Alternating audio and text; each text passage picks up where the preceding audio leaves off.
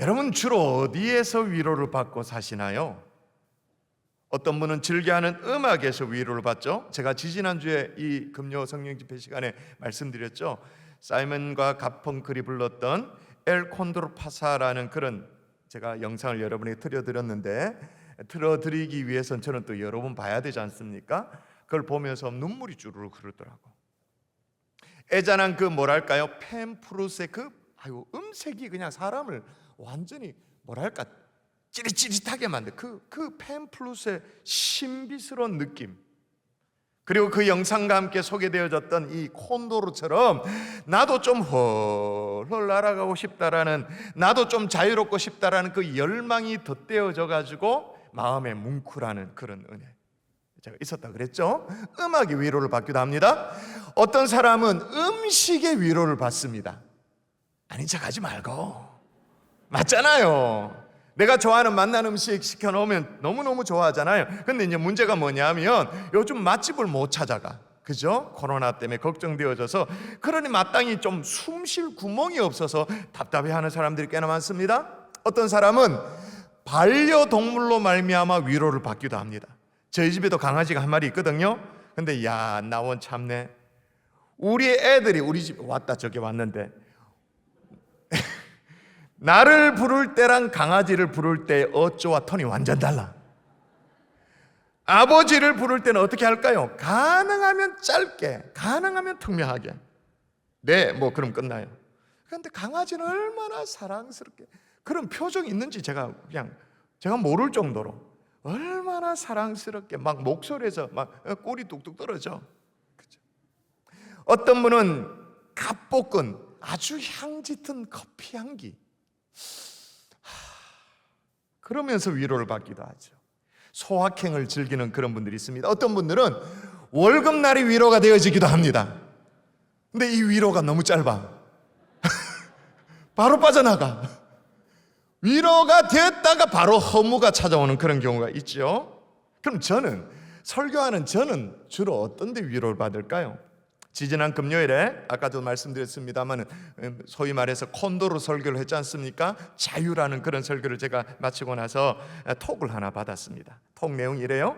목사님, 최근 한 달 전부터 생긴 어지럼증으로 인해 오늘은 금요 성령 집회도 온라인으로 드렸습니다. 오늘 말씀 중에 많은 깨달음과 울림이 있었습니다. 최근 너무 많은 일에 옥죄어 무기력하고 힘에 겨워 정신적으로 약간의 어려움이 생겨서 약을 먹을 만큼 어렵고 힘든 시간을 지내고 있습니다. 손에 쥔 사탕을 놓지 못한, 너무 많은 먹이를 먹어 도망가지를 못하는 이 콘도르 같은 처지가 되어버렸습니다. 기차가 레일 위를 달리고 연이 연줄에 매여 있을 때만이 비로소 주님 안에서 자유로움을 누리게 됨을 이제서야 알게 되었습니다. 제가 일을 너무 많이 잡고 또 다른 자격증을 따려고 욕심을 내다 보니 점점 더 저를 짓누르고 결국 일어나지 못하는 지경에 이르렀습니다. 완전히 바닥에 엎어지기 전에 설교 말씀을 통해서 지금이라도 깨닫게 하신 주님 앞에 감사와 영광을 올려드립니다. 톡을 받았어요. 이런 말씀에 대한 반응을 받으면 설교자인 저는 위로가 되죠. 솔직히 말해서 제가 무슨 설교하는 기계가 아니고, 그죠? 저도 사람이니까 위로를 받잖아요. 제가 이제 답으로 톡을 했습니다. 저를 그런 도구로 사용해 주신 주님을 찬양합니다. 실은 저도 마찬가지랍니다. 날아오르지 못하는 콘도르 점점점. 그랬더니 금방 또 톡 있다고 왔어요. 저도 느꼈습니다. 목사님의 콘도르. 여러분, 우리 모두는요 위로가 필요한 사람들입니다. 동의하십니까? 세상으로부터도 위로가 좀 필요하지만 뭔가 하나님이 부어주시는 위로가 필요한 사람들이 저와 여러분들인 줄 믿습니다. 아멘. 근데 참 감사하게도요, 우리가 믿는 하나님이 우리를 정말로 위로하시기를 원하시는 하나님이라는 게 얼마나 다행인지. 자, 성경을 읽어볼까요? 자, 읽도록 하십시다. 시작. 너희 하나님이 이르시되 너희는 위로하라, 내 백성을 위로하라. 하나님은 당신의 백성을 위로하시기를 원하시는 하나님이신 줄을 믿습니다. 아멘. 이게 구약만 그런 나 아니에요. 신약도 볼까요? 여러분이 읽어볼까요? 신약. 자, 찬송하리로다. 시작. 찬송하리로다. 그는 우리 주 예수 그리스도의 하나님이시요 자비의 아버지시요 모든 위로의 하나님이시며. 자, 뭐의 하나님이라고 말합니까? 수식어가 뭐예요? 하나님에 대한 수식어가 뭐예요? 위로의 하나님이시다. 얼마나 다행이에요. 그렇죠. 근데 여러분, 우리 모든 그리스도인은 하나님을 통해서 위로받는 것, 그건 당연하거니와, 그러나 한편으로 이 각박한 세상 속에 말이에요, 각자 도생의 세상인 살아가는 이 세상 속에서 위로받으며 살 수 있는 하나님께 주신 우리의 위로의 선물이 있어요. 특별한 선물. 물론 하나님이 우리를 위로하십니다. 그러나 하나님이 우리를 위로하기 위해서 우리에게 주신 선물이 뭐냐? 사람이죠. 교회 용어로 바꿔서 말하면 동역자인 거죠. 자, 좀 전에 여러분이 고린도후서 1장을 읽었는데 찬송하리로다 그러면서 읽었어요. 위로의 하나님이다 그렇게 읽었어요. 근데 마저 읽어보면 모든 위로의 하나님이신데 그 다음이 중요합니다. 제가 한번 읽어볼게요. 여러분이 잘 따라오십시오. 우리의 모든 환난 중에서 우리를 위로하사 우리로 하여금 하나님께 받은 위로로서 모든 환난 중에 있는 자들을 능히 위로하게 하시는 이시로다. 자, 어떻게 우리를 위로하신다고 말하냐면, 여기 제가 붉은색으로 표시한 거 보면 앞에 나오는 환난과 뒤에 나오는 환난이 한글로는 똑같은 환난입니다만은 좀 달라요. 앞에 나오는 환난은 하나님이 직접 위로하시는 환난. 뒤에 나오는 환난은 뭐냐? 사람으로부터 위로받는 환난. 두 가지가 딱 나오는 거예요. 그러니까 하나님은 어떤 하나님이시냐? 하나님이 우리를 직접 위로하시기도 하십니다만은 우리 주변의 사람들을 통해서 우리를 위로하시는 하나님이신 거죠. 아멘. 오늘 본문에 바울도요, 사람을 통해서 위로를 받았어요. 여러분 생각해 보십시오. 우리가 성경을 잘 몰라도 바울에 관한 어떤 선입견이 있지 않습니까? 우리가 알고 있는 상식이라는 게 있지 않습니까? 바울은 능력의 종이었습니다. 수많은 병자를 고쳤습니다. 죽은 자도 살려냈습니다. 3층 천, 거의 막 천국까지 왔다 갔다 했습니다. 영적으로 대단한 사람이에요. 그런데 뭐 바울이 뭐 답답해가지고, 그 정도의 능력자랐으면 뭘 답답해가지고, 거기다가 함께 선교했던 바나바와 의견 충돌이 있을 만큼, 그래서 각각 다른 길로 갔을 만큼 까칠한 성격의 사람이었어요. 그리고 예루살렘 지도자 베드로와도 이 교리적인 문제로 막 각을 세웠던 그런 바울이 이게 어울리지 않게 사람으로부터 위로를 구한다? 이상하잖아요. 뭐가 필요할까? 그런 생각이 들잖아요. 근데 오늘 본문이 바로 그런 대목을 얘기하는 거거든요. 여러분 읽어볼까요? 바울이 얘기합니다. 같이 시작. 내가 디모데를 속히 너희에게 보내기를 주 안에서 바람은 너희의 사장을 알므로 안위를 받으려 함이니. 자, 디모데를 소개를 합니다. 근데 디모데를 소개하면서 디모데로부터 뭘 받고자 한다고 말하죠? 안위를 받으려 합니다. 안위, 다른 말로 말하면 뭐예요? 위로를 받고자 합니다 라고 말이에요. 그러므로 여러분, 하나님의 아주 특별한 위로의 방편 중에 하나가 뭐냐? 그게 사람인 거예요. 여러분 옆에 있는 사람, 그 사람 사람인 거예요. 쳐다보네. 야, 근데 쳐다보는데 눈빛이 니는 아니다, 알지? 그러면 안 돼. 그래도 옆으로 이렇게 쳐다보면서 옆에 있는 사람을 확인하는 정도는 말씀을 지금 잘 따라오고 있다는 뜻이죠. 그게 바울에게서는 디모데였던 거예요. 자, 그러면 하나님은 왜 우리에게 사람을 통해서 위로를 하실까? 이상하잖아요. 여러분, 우리가 알고 있는, 적어도 알고 있는 사람이라면 얼마나 믿을 수 없는 존재인데, 그게 이게 어디로 튈지를 모르는데, 믿는 구석이 그냥 발등 찍히고 그런 게 얼마나 많은데, 조속을 달라서 그냥 달라지는 게 사람인데 뭘 믿는 구석이 있다고 사람으로부터 우리가 위로를 받는가? 하나님 왜 그렇게 해놓으셨는가? 사람에게만 받을 수 있는 위로가 있죠. 사람에게만. 그게 뭐냐? 피를 나눈 가족애를 느낄 수 있는 거예요. 가족애. 예를 들면 구약에는 다윗과 요나단이 그런 관계였습니다. 신약에는 바울과 디모데가 그런 관계였는데 1차 선교 여행 가운데 바울과 디모데의 만남이 이루어졌습니다. 그렇게 만나게 되어졌는데 오늘 보니까 컴퓨터가 이렇게 탁 넘어갔습니다. 만남이 이루어졌는데 그 이후로 바울과 동행하면서 거의 모든 사역의 현장에 디모데가 있었다고 해도 과언이 아닌데 어느 정도로 끈끈한 동력이었냐. 오늘 본문이 그냥 리얼하게 얘기를 해요. 이 뉘앙스를 여러분이 가늠하면서 한번 볼까요? 22절. 자, 디모데 연단 시작. 디모데의 연단을 너희가 안 하니 자식이 아버지에게 함같이 나와 함께 복음을 위하여 수고하였느니라. 예.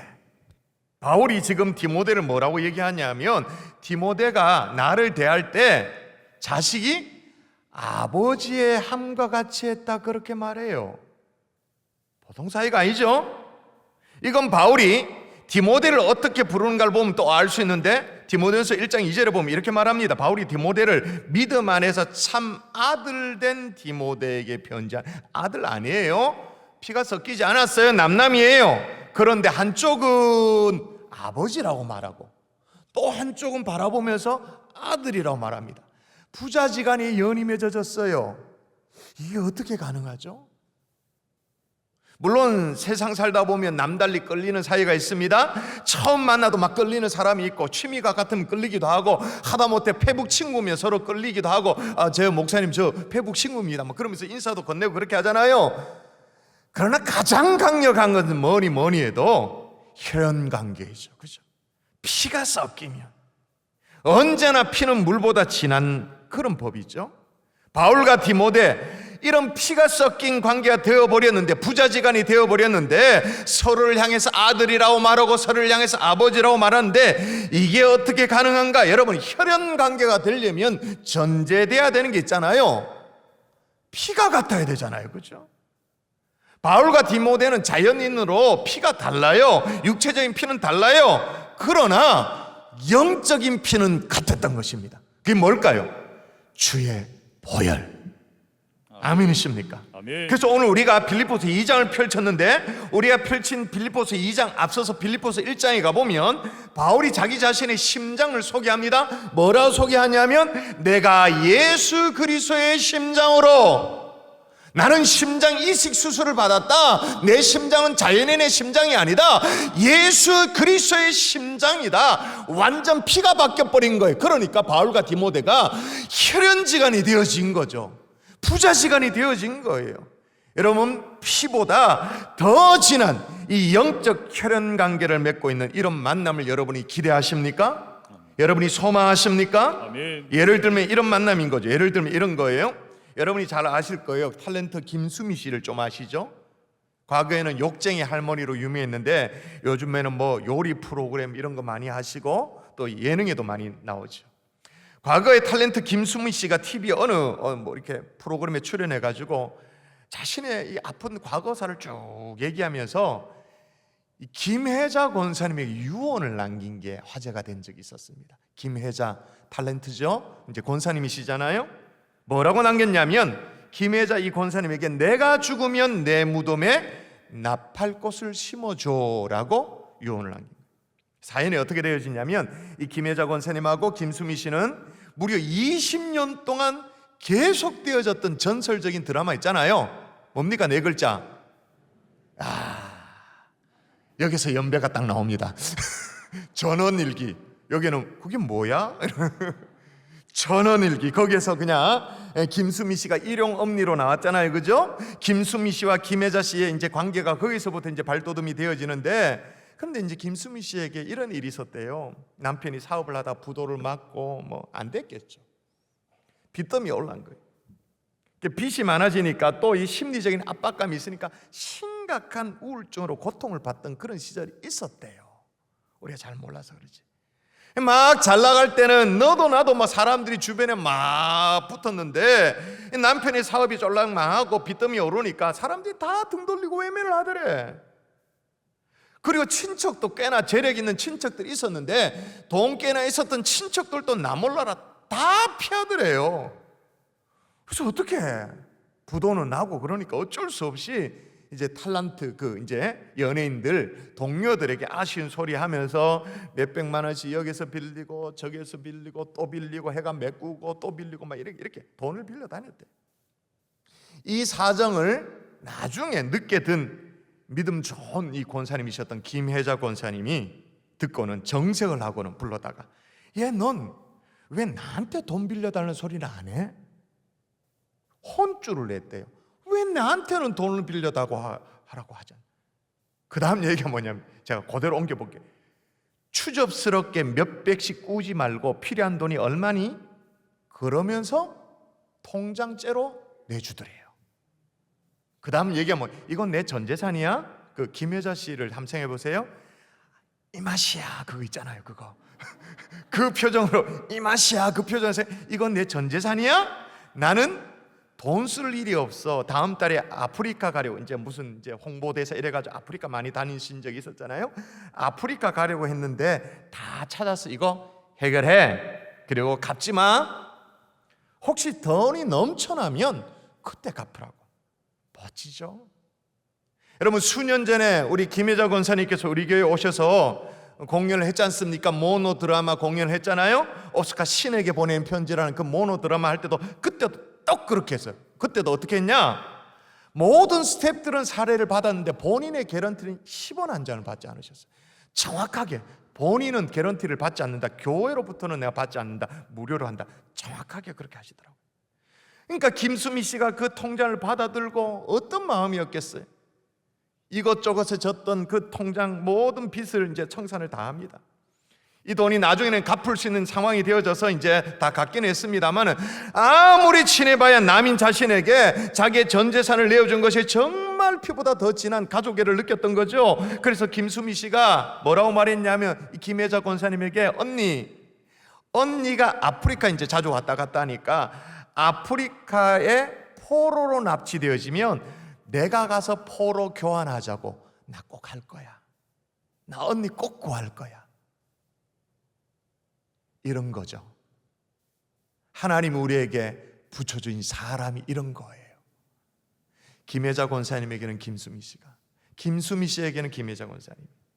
이런 것이 하나님이 우리에게 선물처럼 붙여주신 인간관계인 줄 믿습니다. 사람을 통한 위로. 오늘 본문을 보세요. 바울과 디모데 사이에 이런 위로가 오가는데 한번 읽어보십시오. 20절 여러분 읽도록 하십시다. 여러분 읽습니다. 시작. 이는 뜻을 같이하여 너희 사정을 진실히 생각할 자가 이밖에 내게 없음이라. 뭐라고 말하면 뜻을 같이 했다, 그렇게 마음이 같다라고 말합니다. 그리고 뭐라고 말하냐면 사정을 진실히 생각한다, 그렇게 말해요. 그리고 마지막에 중요하죠.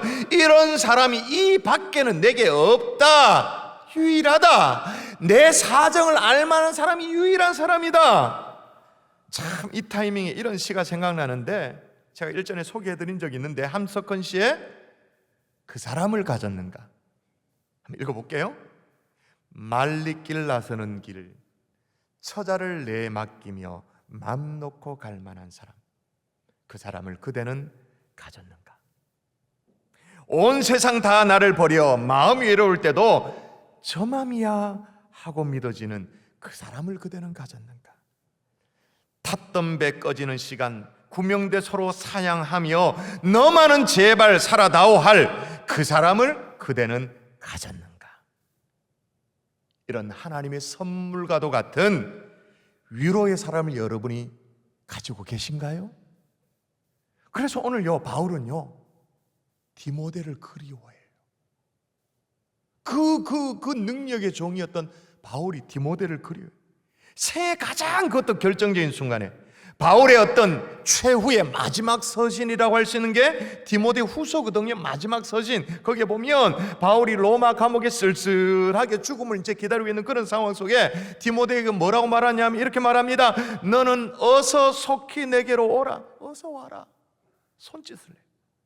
그리고 너는 겨울 전에 어서 오라.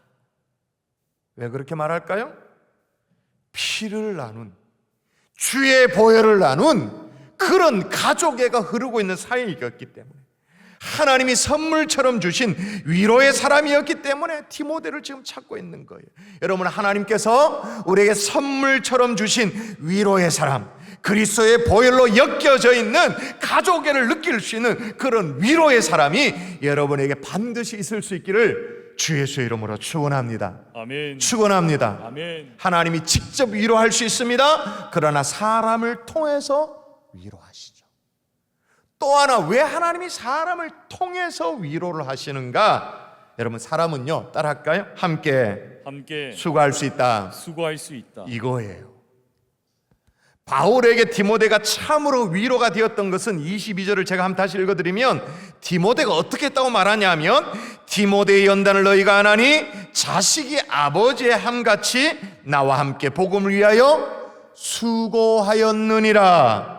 나와 함께 복음을 위하여 뭐 했다고 말합니까? 수고하였다고 말해요. 쉽게 말하면 눈물 젖은 빵을 같이 먹은 그런 기억이 있는 거예요.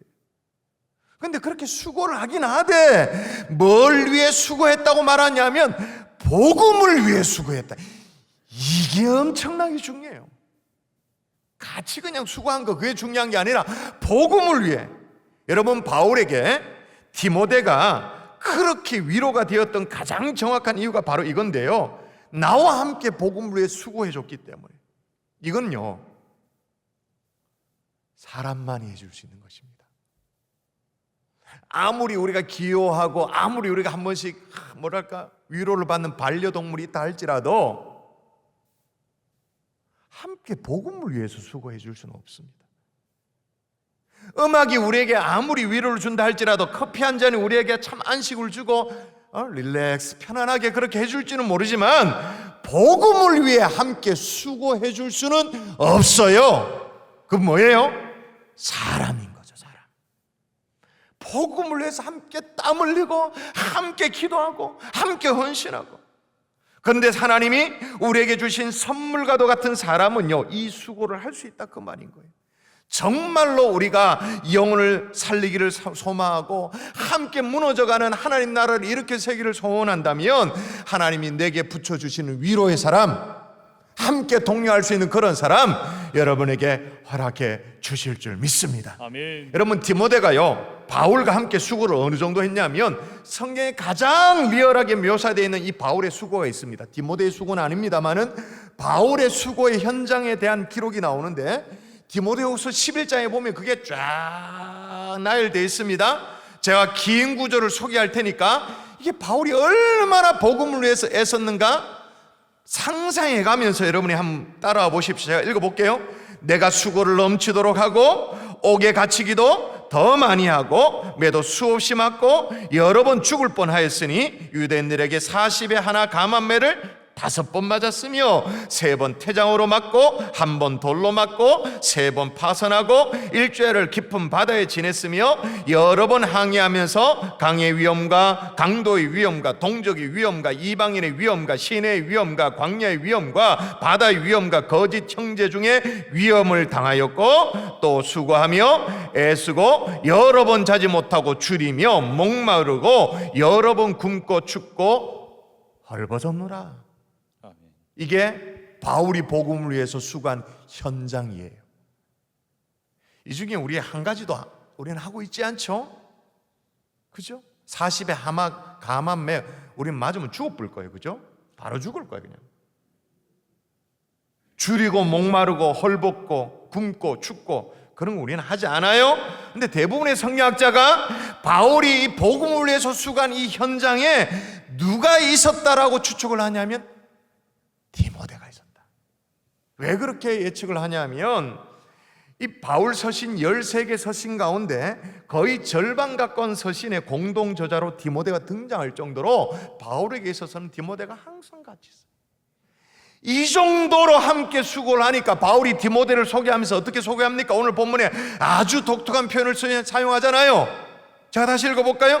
디모데의 연단을 너희가 안다. 디모데의 연단, 무슨 말이에요? 수고, 나와 함께 애씀, 나와 함께 그 고난당함, 디모데의 연단을 너희가 알지 않느냐? 그러므로 검증이 끝났다. 내가 확실하게 보증할 수 있는 사람이다. 너희들도 알지 않냐? 그러면서 디모데를 소개하고 있는 거예요. 여러분, 이런 사람들이 여러분에게 연결되어질 수 있기를 주 예수의 이름으로 축원합니다. 아멘. 근데 그렇게 연결되어질 때 말이에요, 하나님이 우리에게 위로의 사람으로 연결해 주는 사람이 대단한 사람이 아니어도 괜찮을 수 있어요. 막 탁월한 하나님의 막 홀리한 영적인 사람, 그런 사람이 아닐 때가 더 많아요. 예를 들면 여러분 동화 오즈의 마법사를 보시면 그 동화의 내용을 보면 이제 오즈의 마법사 여러분 보신 분 모르겠습니다만은 이제 주인공이 고아 소녀가 나오죠. 도로시가 나옵니다. 도로시가 캔자스의 농장에서 일을 하는데 삼촌 부부와 함께 일을 하고 살고 있는 어느 날 막 강력한 해오리 바람, 그죠? 토네이도 이런 게 와가지고는 바람을 타고 이제 오즈의 남쪽 나라에 도착하죠. 동화니까 그게 가능하죠.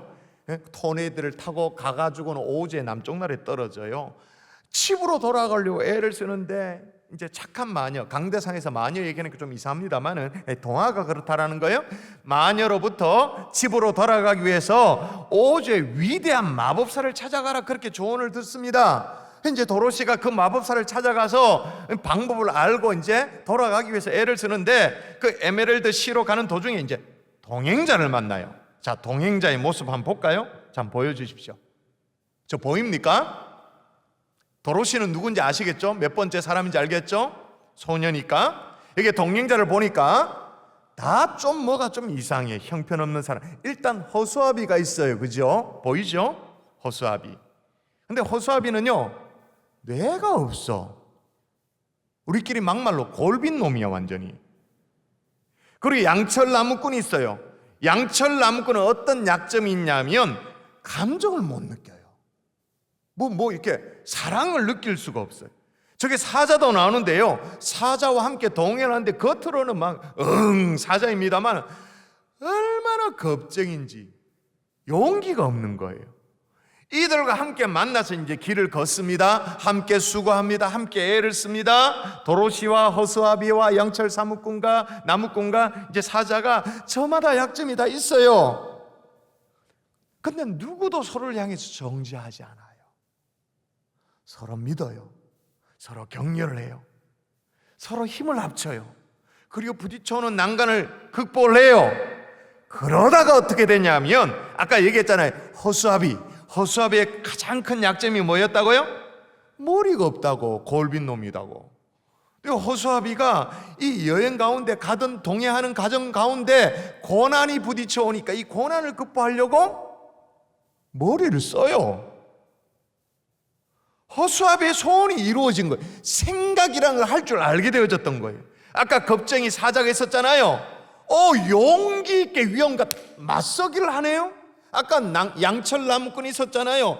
양철로 돼가지고 뭐 그렇게 있습니다만은 차갑죠. 감정이 없죠. 그런데 도로시의 이 기구한 인생을 바라보면서 눈물을 흘리는 거예요. 어느새 모두의 소원을 다 이루게 되어진 거예요.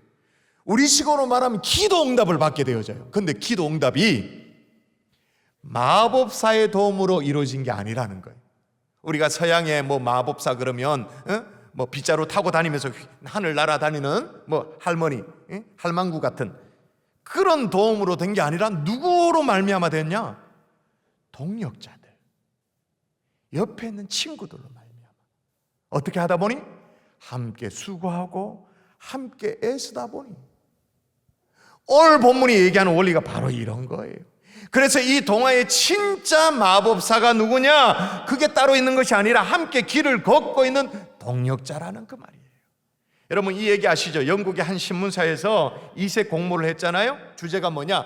영국 끝에서 런던까지 가장 빨리 갈 수 있는 방법에 대한 공모가 있었습니다. 사람들이 얘기합니다. 비행기로 가면 빠르다, 고속기차로 가면 빠르다, 무한 속도의 어떤 자동차가 빠르다, 열기구 뭐 여러 가지 방법이 있었어요. 근데 1등으로 당첨된 게 뭐냐? 좋은 친구와 함께 가는 것이 가장 빠르다. 친구와 웃고 대화하고 하다 보면 어느새 목적지에 도달해 있다 그 말인 거죠. 여러분 하나님은 나 혼자 아무리 기도해도 응답이 없는 안 이루어지는 것 남겨두십니다.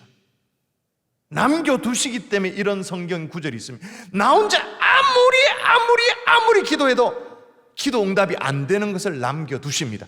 그래서 이런 성경 구절이 있어요. 읽어볼까요? 진실로 같이 시작. 진실로 다시 너희에게 이르노니 너희 중에 두 사람이 땅에서 합심하여 무엇이든지 구하면 하늘에 계신 내 아버지께서 그들을 위하여 이루게 하시리라. 아멘. 합심하여 두 사람이 구하면 하늘에서 이루어진다. 아멘 하죠. 이걸 뒤집으면 어떻게 돼요? 나 혼자 아무리 기도해도 응답되지 않는 기도 제목을 하나님이 따로 두신다. 그 경우는 어떻게 해요? 두 사람이 합심하여 구하면 하나님께서 응답하여 주신다. 아멘. 이거 이해하시겠어요? 여러분 성경에 보면 중풍병자가 나옵니다. 중풍병자 구원을 받고 고침을 받는데 자신의 믿음만으로 예수님께 나아갈 수 없는 그런 사람이었어요. 그런데 친구가 와서 친구의 믿음이 합쳐져서 지붕을 뚫고 예수님께 내리지 않습니까? 그러니까 중풍병자 자신의 믿음과 친구의 믿음이 합쳐져서 역사가 일어나게 되어지는 거예요. 우리는 때로 힘든 일이 있을 때 어떤 신기한 거 마법 주문을 외우기가 쉽습니다. 기적을 기다릴 때가 많이 있습니다. 돌이 떡덩이가 되기를 원할 때가 많이 있습니다. 그러나 하나님은 다른 마법 기적이 아니라 우리 옆에 있는 동력자들 통해서 기적을 일으켜 주시는 줄 믿습니다. 아멘. 할렐루야. 아멘. 옆에 분에게 이렇게 인사하십시다. 당신은 하나님이 내게 보내주신 기적입니다. 기적입니다. 한번 다시 진짜로 당신은 하나님이 내게 보내주신 기적입니다. 기적입니다. 진짜 아멘이십니까? 아멘. 아멘이십니까? 이게 진짜 아멘이 돼야 오늘 설교가 이해되어지는 거예요. 하나님이 함께 기도할 때 이루어주시는 기도 제목이 따로 있다. 이해가 되어지는 거죠. 말씀의 결론을 맺을게요. 하나님은 위로가 필요한 우리에게 위로의 선물을 주십니다. 근데 그게 사람입니다. 돈도 아니고 위로의 사람인 거죠.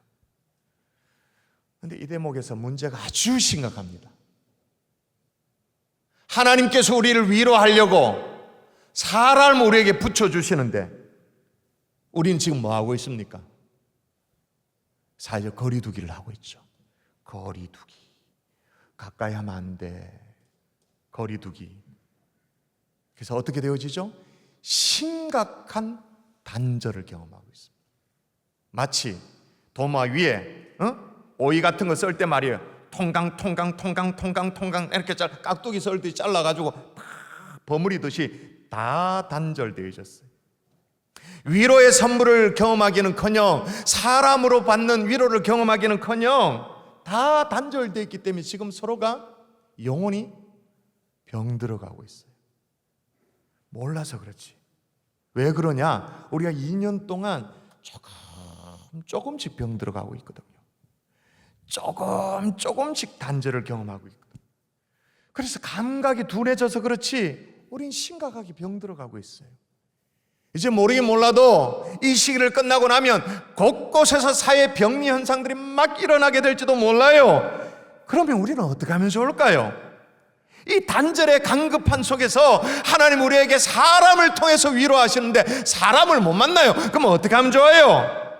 하나님께 더 가까이 나아가는 기회로 삼을 수 있기를 주 예수의 이름으로 축원합니다. 아멘. 사람이 막히면 하나님을 바라봐야 되지. 아멘이십니까? 아멘. 하나님과 더 깊은 관계, 더 깊은 기도의 교제. 이번 참에 그냥 사방이 다 막혔으니까 어디 하소연할 데도 없으니까 하나님 앞에 더 가까이 나가는 하나님의 종들 될 수 있기를 주의 이름으로 축원합니다. 아멘. 그러나 그래도 사람에게 받는 위로는 또 따로 있어요. 사람의 온기가 조금 사실 그리워요.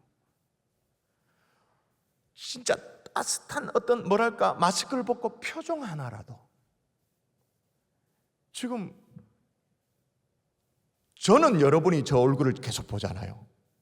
근데 저는 여러분을 계속 마스크를 쓰고 있는 모습 보니까 이제 성도들이 얼굴이 가물가물해요. 진짜로. 그래서 교회 홈페이지 갤러리를 일부러 들어가서 일부러 사진을 열어서 이걸 확대해 봐야 돼. 아, 이분이 이 표정이셨구나. 이 얼굴이었구나. 성도들이 얼굴을 잊고 있어요. 여러분 어떻게 해야 될까요? 이게 막혀 있으면 어떻게 해야 될까요? 이제는 방법을 바꿔야죠. 대면이 막히면 비대면이라도 방법을 바꿔야 되죠. 우리 집 애가 저기 있는데요. 고3이에요. 고3인데 자기 집에서 이제 자기 방에서 공부를 하는데 어느 날 제가 이제 아들 방을 곁눈질로 보니까 공부를 열심히 하고 있는 줄 알았어요.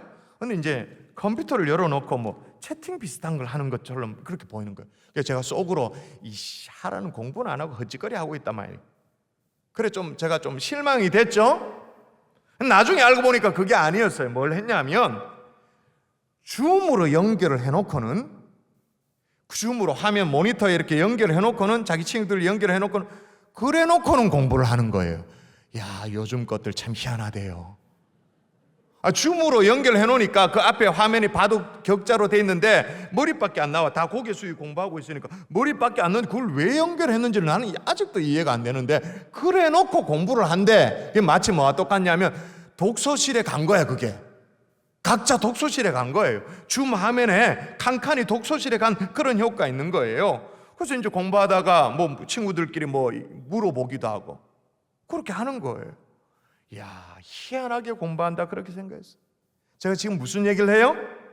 대면이 막히면 어떻게 해요? 비대면이라도 우리가 커피 한 잔을 끓여놓고 얼굴 맞대면 좋습니다만 그게 안 되면 어떻게 해요? 온라인으로도. 요즘 애들도 다 그렇게 하니까 우리도 그렇게 하는 거죠. 마음의 문을 열고 하나님이 붙여주신 우리의 동력자를 더 적극적으로 방법을 달리해서 온라인에서 찾아 만나는 그런 열심 있는 하나님의 종들 될 수 있기를 주의 이름으로 축원합니다. 아멘. 전화 통화를 해도 이제는 어떻게 해요? 일부러라도 화상으로, 일부러라도 얼굴을 대면하는 거예요. 공적인 구역 예배가 아니어도 내가 공적으로 무슨 구역 예배에 모인다 이게 아니어도 내가 줌방을 만들어서 귀한 하나님의 사람들 연결해서 같이 각자 그냥 따뜻한 차 한 잔 끓여놓고 차 마시면서 수다 떠는 거예요. 그것도 아니면 이제 가을이 다가옵니다. 아날로그 감성으로 편지를 써보는 거죠. 여러분의 마음을 녹여내서 그렇게 해서라도 하나님이 우리에게 주신 위로의 선물, 사람을 잃어버리지 않는 하나님의 종들 될 수 있기를 주 예수의 이름으로 축원합니다. 아멘.